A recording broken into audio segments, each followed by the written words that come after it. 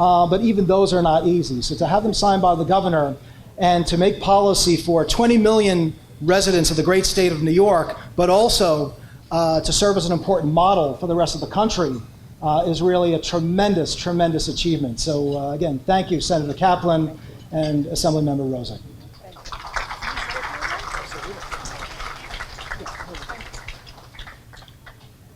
Good evening, everybody. My name is Anna Kaplan, and as it has been mentioned, I represent proudly the 7th Senate District. I'm honored to be standing here with all of you. And of course, I want to thank the organization for recognizing the work that we do.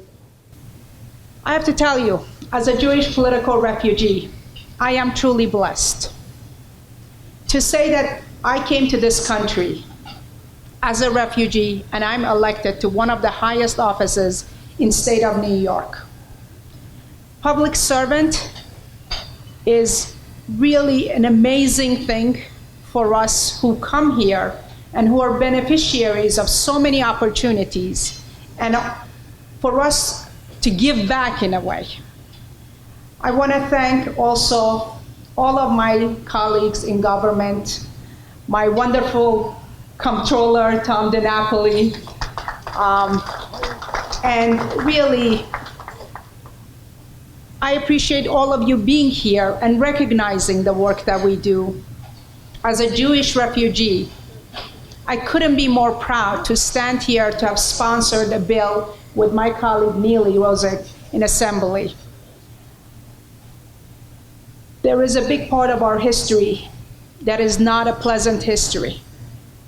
But the truth of the matter is, we need to teach history to our children and the generations to come. I'm a big believer. People who don't learn from history are damned to repeat it again. And this state that has been home to so many Holocaust survivors, to find out that we're not doing a good job teaching Holocaust in our schools, and it's not in a meaningful way, was just something that really bothered me a great deal. And I just would not take no for an answer, and I'm so proud to be standing here once we had the bill signed. I want to thank also my leader, Andrea Stewart-Cousins, and also want to thank Governor Hochul to see the importance of this bill and to get it signed right away. Thank you.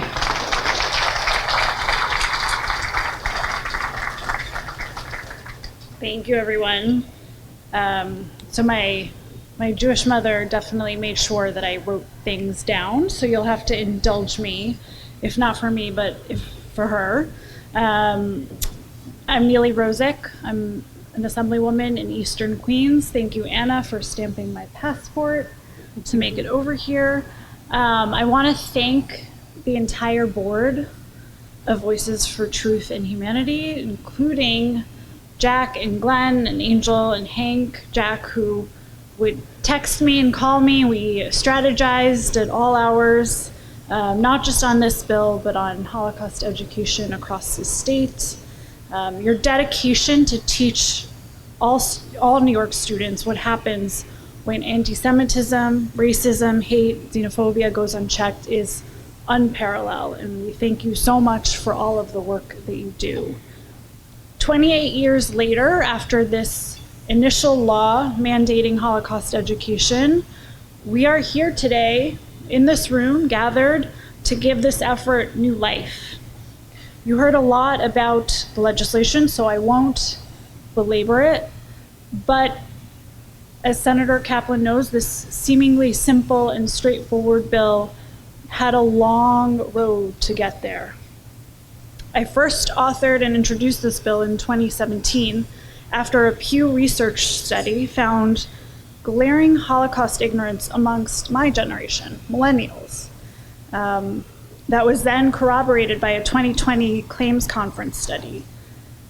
But these studies show what we already know. For so many of us, anti-Semitism still exists today, and it's actively on the rise. We saw it in Colleyville, Texas, in Pittsburgh, Pennsylvania, in Jersey City, right here in New York, in Muncie. It's never ending on the streets of Queens and Brooklyn, where we hear stories of harassment and threats, and online where we hear about Holocaust distortion and denial. They don't necessarily make the headlines every day, but they constitute the day-to-day experiences of so many Jewish New Yorkers. And we can't expect all of this to stop if we don't properly teach the lessons of the Holocaust. We cannot let the normalization of anti-Semitism occur.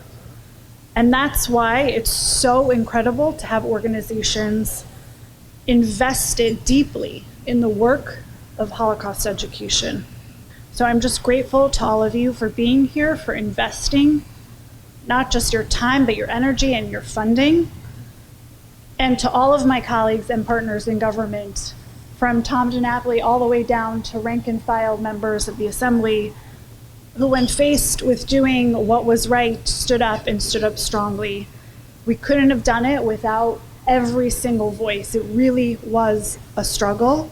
And of course, finally, to my partner in all of this, Senator Kaplan, who was fighting the fight so hard in the Senate to get this done, and when it seemed impossible, never gave up. Thank you so much. I'm very grateful, and hopefully we'll be celebrating even more success next year. Thank you.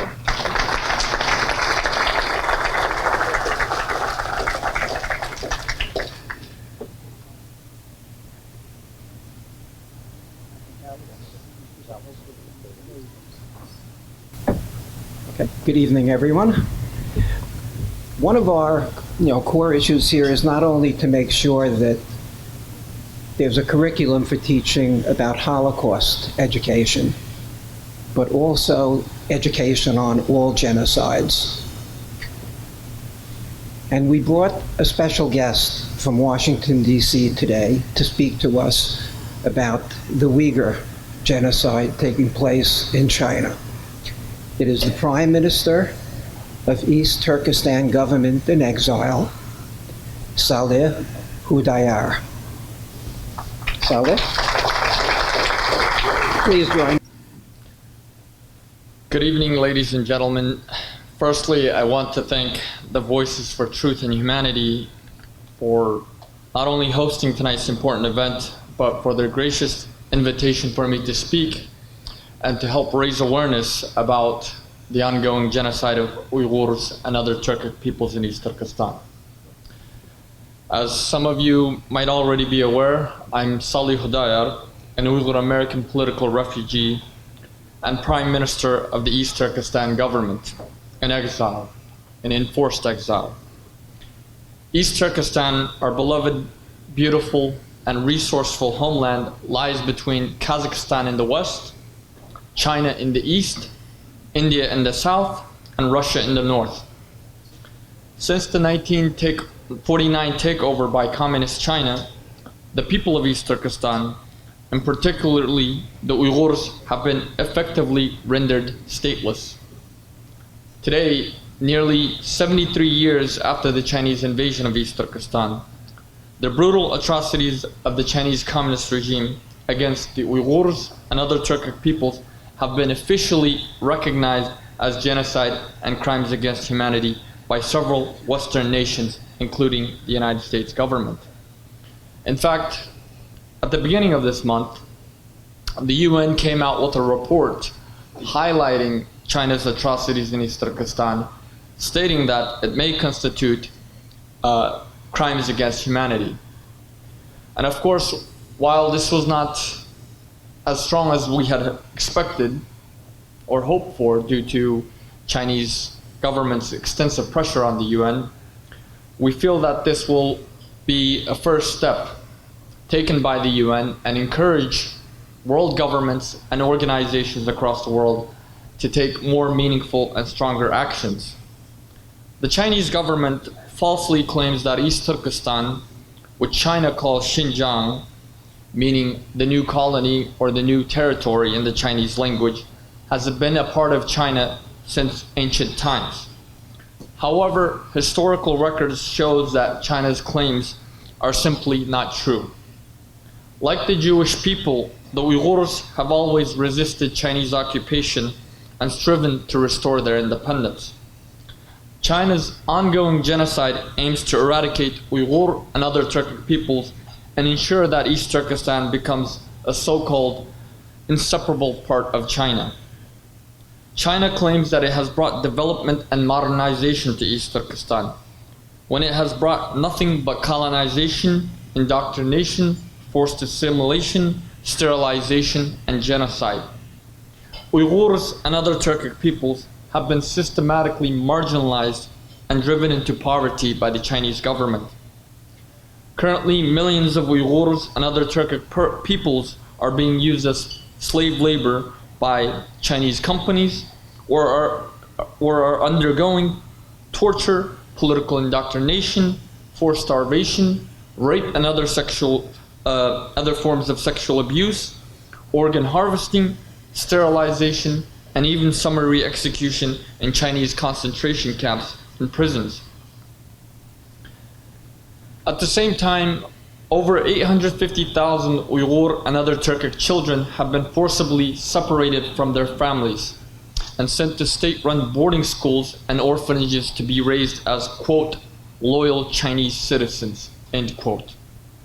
Our culture, our history, our religious freedom, and our very existence is being eroded by the Chinese Communist government.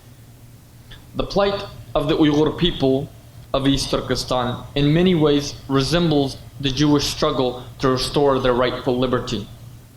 Today, we ask for your help. The Jewish nation has achieved the freedom that we are only dreaming of. They have overcome the Pharaoh of the past.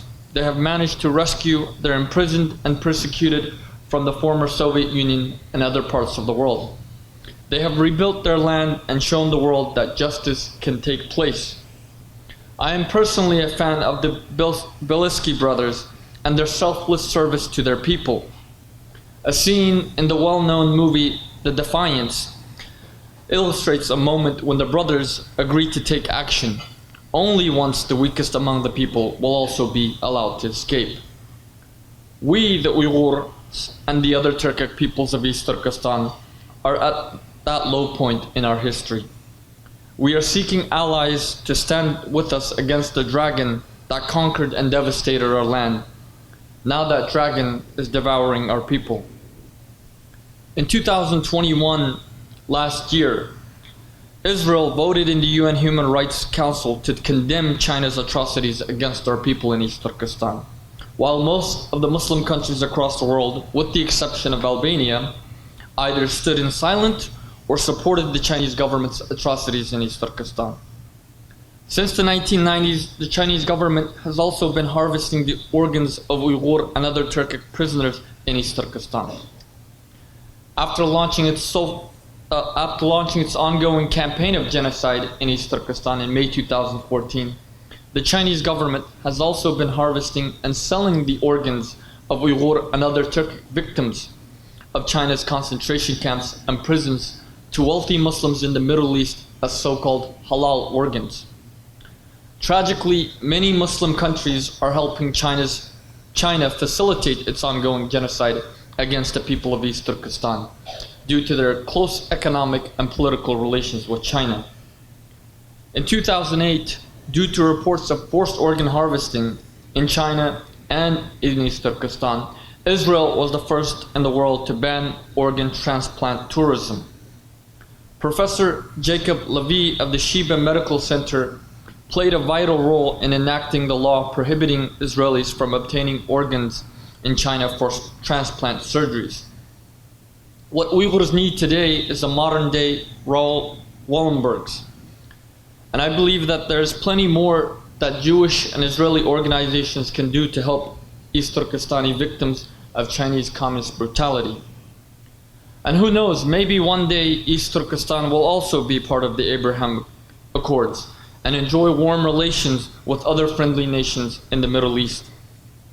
May the upcoming Rosh Hashanah be a sweet new year for the Jewish nation and the people of Israel.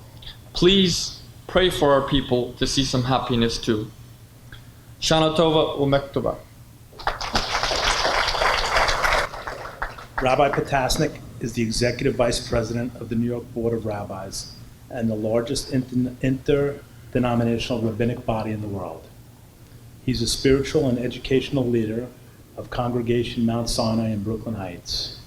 He's presently Rabbi Emeritus. Potasnik has served as chaplain of the New York Fire Department since 1999 and helped families cope with the disaster of September 11th. He is also the co-host, along with the Reverend A.R. Bernard, of The Rev and the Rabbi, which airs every Sunday morning on WABC Talk Radio. He is the religious commentator for 1010 Winds Radio and is the host of the television program Faith to Faith on JBS, which is seen around the country. The rabbi was appointed by Mayor Rudolph Giuliani and reappointed by Mayor Michael Bloomberg to the New York City Campaign Finance Board. Lastly, he also serves as a member of the New York Human Rights Commission and chaplain of the New York Press Club. Rabbi Potaskin, please take the stage.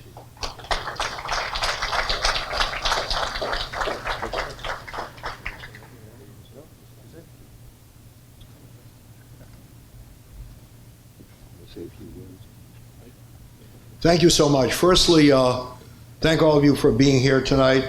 I came from Manhattan, so you offer congestion but no pricing, and I thank you for that. Secondly, I want to commend Jack and Hank for their organizational skills. I am jealous of that kind of talent because I remember years ago when I first became a rabbi, the congregation was in downtown Brooklyn on Skirmahorn Street. We had a daily minyan. And one day, we had 9 people.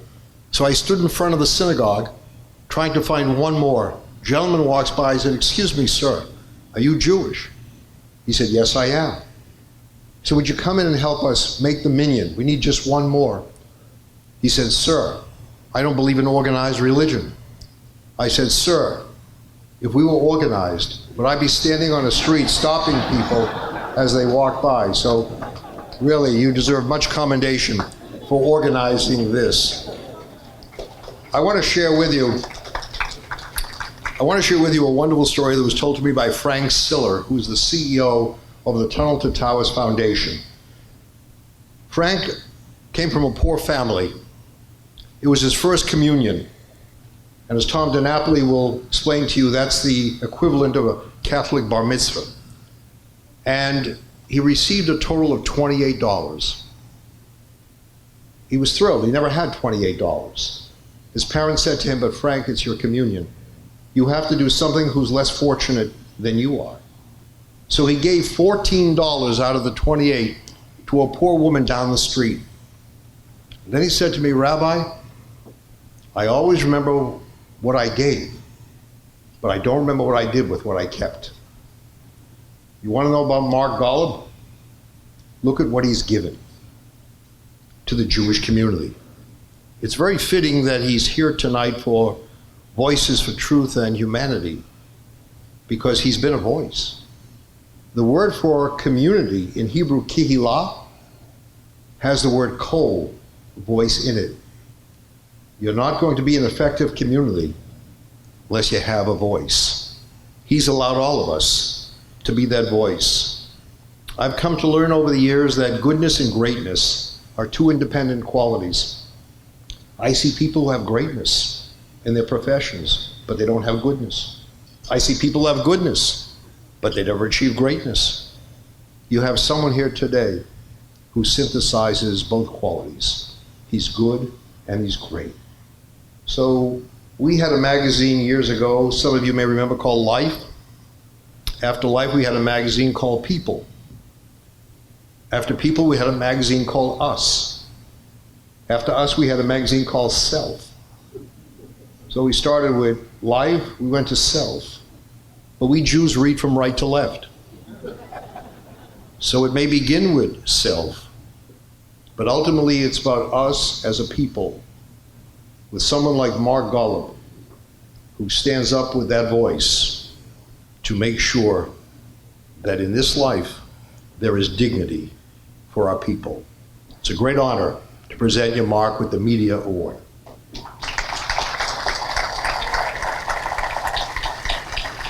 ill for a couple of years, and I'm doing much, much, much better. So although you see me in a wheelchair, I am basically me. I just can't walk yet, but that'll happen very soon. I have 3 things to say. Actually, I have 4 things to say now. I did not expect what I just heard. It gave me chills, Joe. And you know how much I love you and respect you. By the way, if people do not know, Joe Potasnik is the leading #1 organizational rabbi in the United States of America. And he deserves an incredible applause. You've already tasted his sense of humor. And if it weren't for the fact that he roots for the Boston Red Sox, he would be perfect. First of all, I received the invitation from Hank, and I was told that we would like to honor JBS Television. By the way, just out of curiosity, does anybody here watch JBS? If so, raise your hand. Well, that's lovely. All 3 of you. That's Channel 138 on Cablevision Optimum. What is it? $7.98 on Verizon. $7.98 on Verizon, although is Verizon in this county?